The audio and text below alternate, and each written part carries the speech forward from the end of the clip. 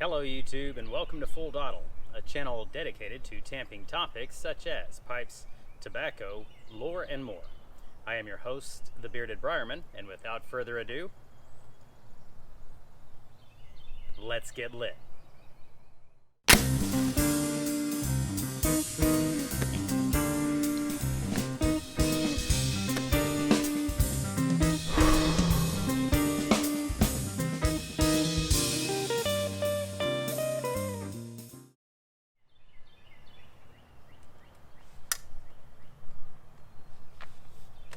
Welcome back everyone, and on this episode of Full Dottle, I'm going to be answering a question that was proposed by Levi Bennett. He's holding a GAW, but first a little housekeeping.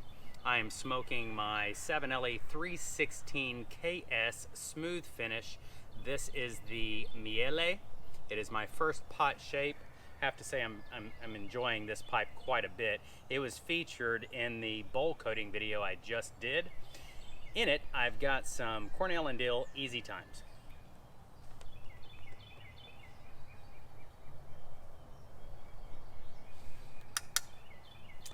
So Levi Bennett, if you haven't seen his channel, I'm going to leave a link down in the bucket. You can go over there and check it out. He's holding a GAW right now. He's about to embark on a path that can be difficult and daunting at times, but it can also be very rewarding, spreading the gospel of Jesus Christ. I wish you the best of luck, Levi, and just keep your head up and don't let those negative forces beat you down. His question was, if we could go back in time and speak to our younger self, what would we tell ourselves?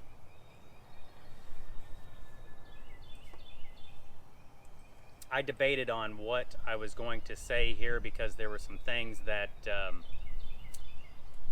I never imagined I would share in an open platform such as this. But I think that it could be beneficial not only to your path, but it's appropriate, I think, for this. So I'm going to go ahead and divulge. I'll tell you a little story. When I first got back from Iraq, the second time I got back, I was almost out of the military. But I had went twice to Iraq and came back pretty messed up.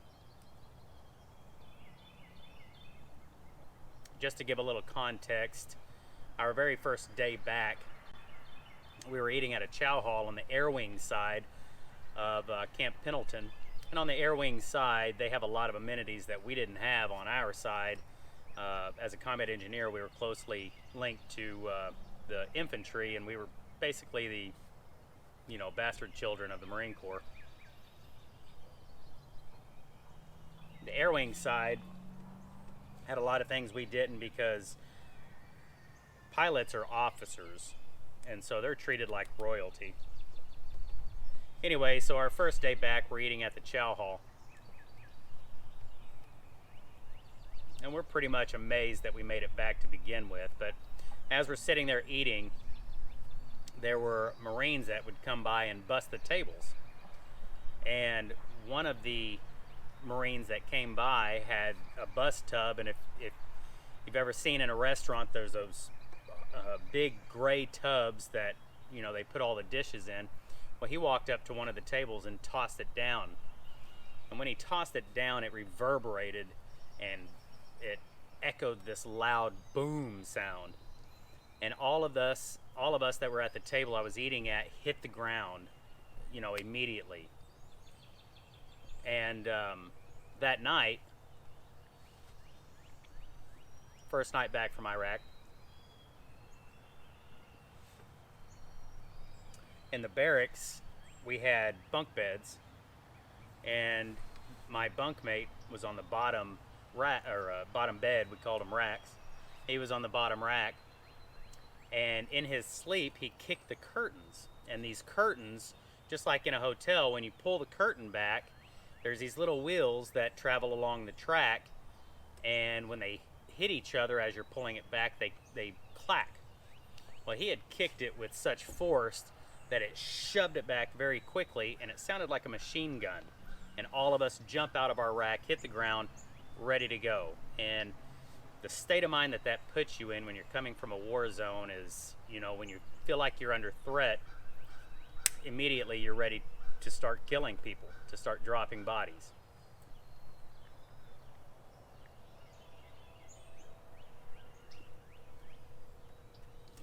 I tell you that because that just gives you a little context into the hypervigilance, the level of awareness that we had, that level of stress, constant stress that is on your body, and it just warps your mind. And from then on, loud noises, lots of people, heavy crowds can trigger that, and it just sends you into a spiral, a death spiral. I got back from Iraq in February, and I was ending my service, so it was the end of my active duty, 4 years active duty service in May. And so it was just shortly after that I got out.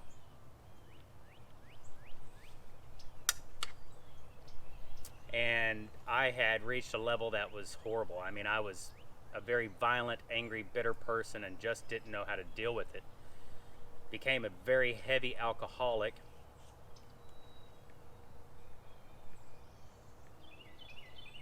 And really the only way I could support my alcohol habit was I would buy, I think it was called Kentucky Deluxe or something like that, and I would buy it in a gallon at a time. Not only that, but they had me on Ambien because I couldn't sleep, and so I was pretty messed up. Alcohol, drugs, you name it, I was just in a spiral. And at that time, I didn't want to live anymore. I hated life. I was had constant suicidal ideations, and most nights I would play a game with myself. I had 2 pistols at that time. I had a 1911 .45 caliber and a .357 Magnum snub-nosed revolver. I would start drinking and wanted to end it all, and so I would take my pistol, either one, and I would load it, put a round in the chamber, or my revolver, it was always had a round in the chamber, cock the hammer back, and I would either put it to my temple or I would put it in my mouth, and I would count down from 3, 2, 1, and I would just pray that God would give me the courage and the strength to pull the trigger and end my life.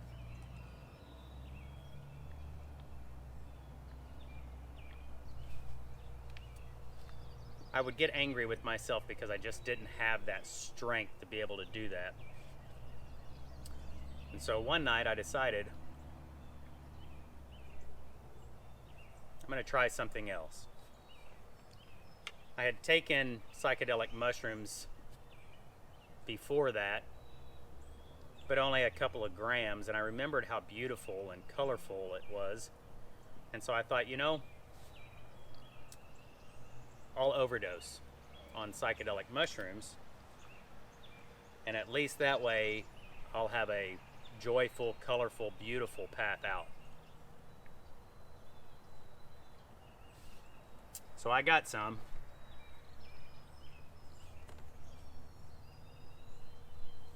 I got 24 grams dried, and I blended it in some orange juice, and I drank it all. I assumed that it would kill me, and so I went to my bedroom and laid down on my bed.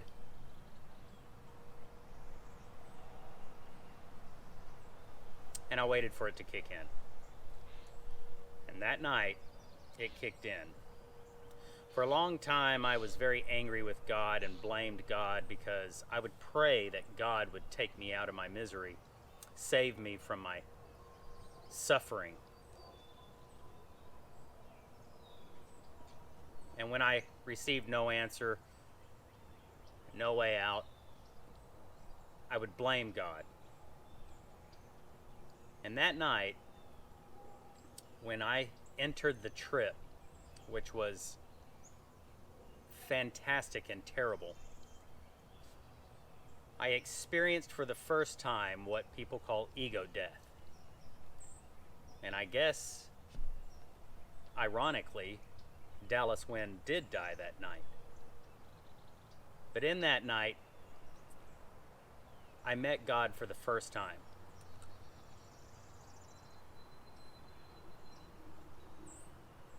And I called out to him and I said, "Why have you been absent? Where were you in all of my suffering?" Because I could feel his presence. And for the first time, I got an answer. And the answer was, "I have been with you the entire time in your darkness.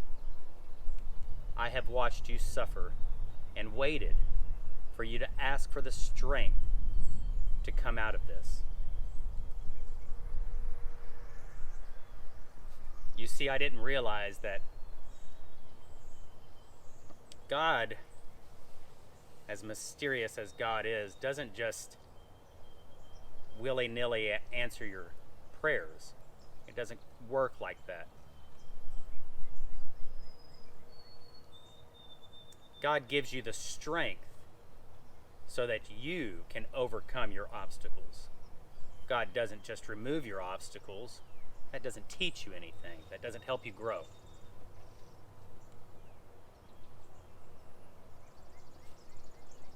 Eventually, I passed out that night and woke up the next day very much changed. I experienced a lot. Now, I'm going to answer your question two ways. The first way is the most honest that I can think of. But it's not, I don't think it's really the answer most people would expect or look for. But my answer, my most honest answer is, if I could go back and talk to my younger self before all that, what would I say?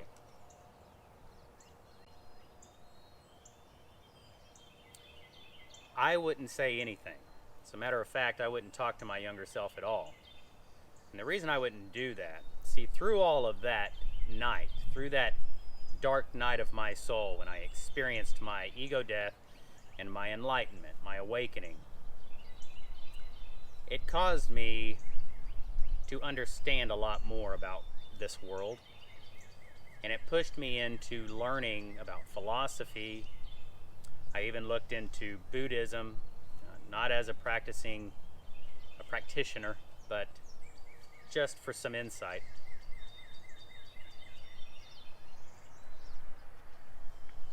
And one of the things that I learned was your emotional state, suffering, happiness, sadness, all of these things are actually teachers. And they come to you to teach you a lesson to help you grow in some way or another. So the reason I wouldn't go back and talk to myself is because I wouldn't want to alter my future. Where I am now is a beautiful place. Things are not perfect, but I love who I am now. I love where I am now. And I wouldn't want to change that at all. I thank my suffering, and I bless my suffering, because my suffering is exactly what I needed to bring me to where I am now. And so I wouldn't speak to my younger self. But let's play pretend. Let's play the hypotheticals.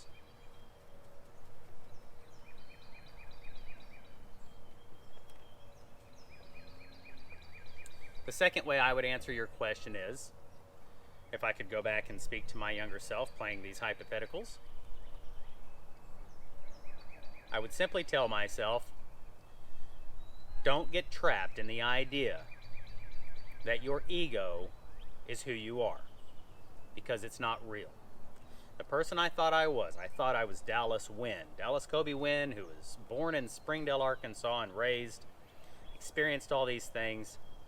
That person is not real. Your ego is nothing more than a complex matrix of learned thoughts and behaviors. You were taught to be the person you think you are. Most people.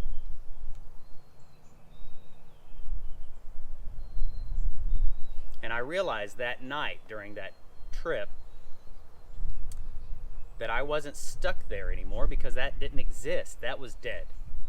And so I was free to choose who I wanted to be, who and what I wanted to become.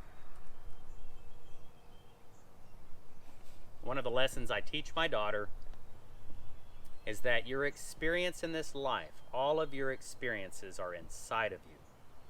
This entire world is inside of you. I'm going to leave a link down in the bucket with Levi Bennett's YouTube channel, as well as one other one. There's a guy named Sadhguru. He is a yogi, and I'm not trying to go into a religious rant or anything. I'm not telling you to try to change your religion, but what I'm saying is just listen to what he says. He can describe what I'm about to say a lot better than I can, but something I teach my daughter.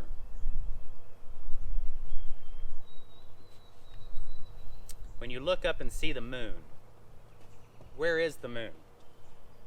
Most people will point to the sky and say, there it is, it's right out there. But that is not true, not experientially.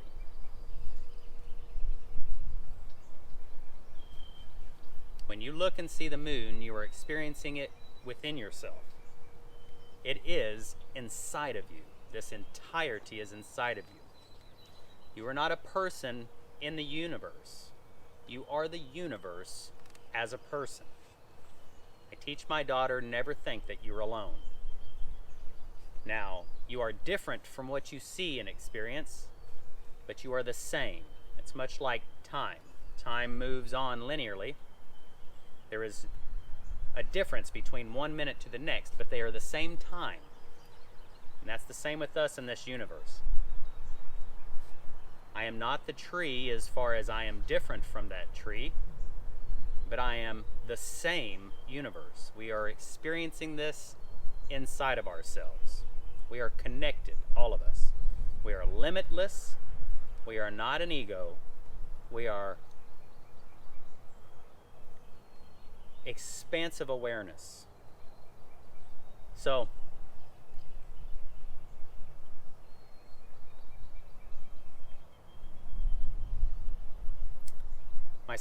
the second question, or the second answer to the question, I would tell myself not to get trapped in that ego, believing that I am trapped in that. Because the ego is a trick. It is a trick by Satan to tell you that you are limited to what you think you are. When the truth is, you are a small portion of God. God is in you and through you and around you, and you are limitless. Just like if you take a cup out of the ocean, that is still the ocean. When you pour it back in, it's no longer separated. It is part of that. We are part of that. So that's my answer to you. And that's going to do it for this episode of Full Dottle. I hope you enjoyed it. If you did, please don't forget to give me a thumbs up. And until the next time we see each other, I bid you farewell and happy piping. Bye, everyone.